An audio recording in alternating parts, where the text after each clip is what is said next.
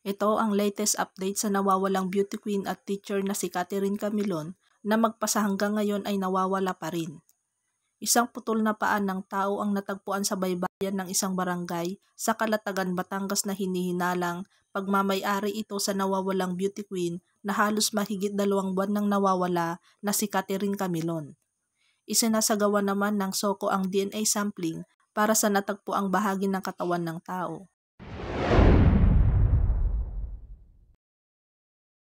Sa dalampasigang ito ng Barangay Bagong Silang, Calatagan, Batangas na natagpuan ng isang roving lifeguard sa isang beach resort ang isang putol ng paa ng tao pasado 10:00 ng umaga nitong Sabado.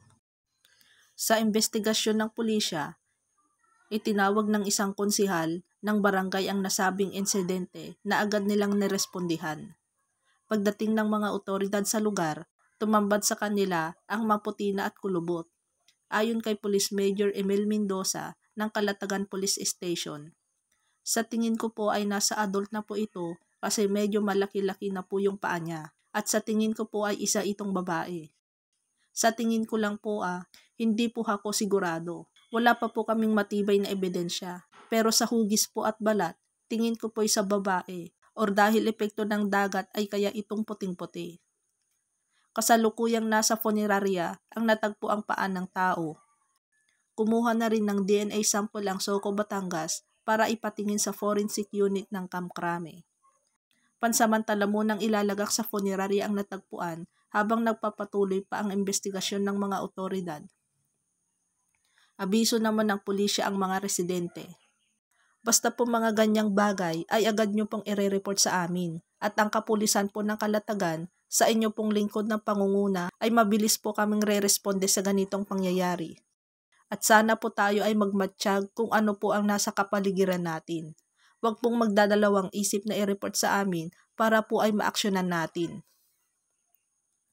Komento naman ng ilang netizens.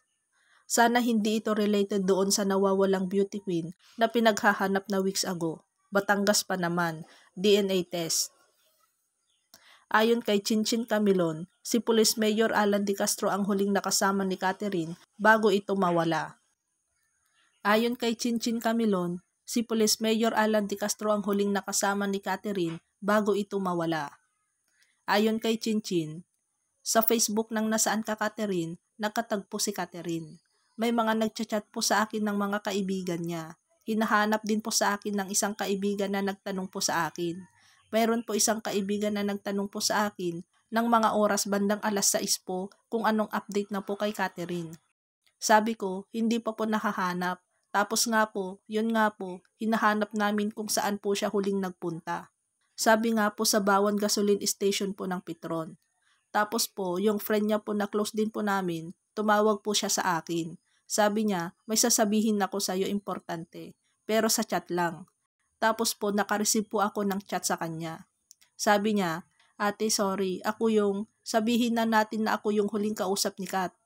Alam ko po kung sino ang kikitain niya, pero hindi niya sinabi kung saan sila pupunta. Ngayon po, tinanong ko po kung sino yun. Yun nga po si Police Major Alan De Castro daw po.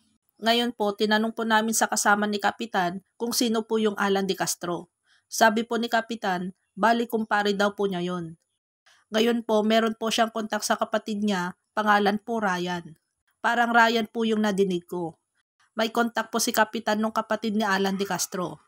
Ngayon po, pinakiusap po sa akin. Sabi ko, nagtanong po ako sa kanya, sabi ko po, Sir, kapatid po ito ni Catherine Camilon. May nakapagsabi po sa akin na ang kasama daw po ni Catherine ay ang kapatid mo si Sir Alan De Castro. Ngayon po, ang sabi niya po sa akin, wag daw po ako magbintang kasi baka daw po ako yung makasuhan. Sabi ko po sa kanya, Sir, may nagsabi na po sa akin. May proof po ako na yun nga daw po ang kasama ni Alan De Castro daw po.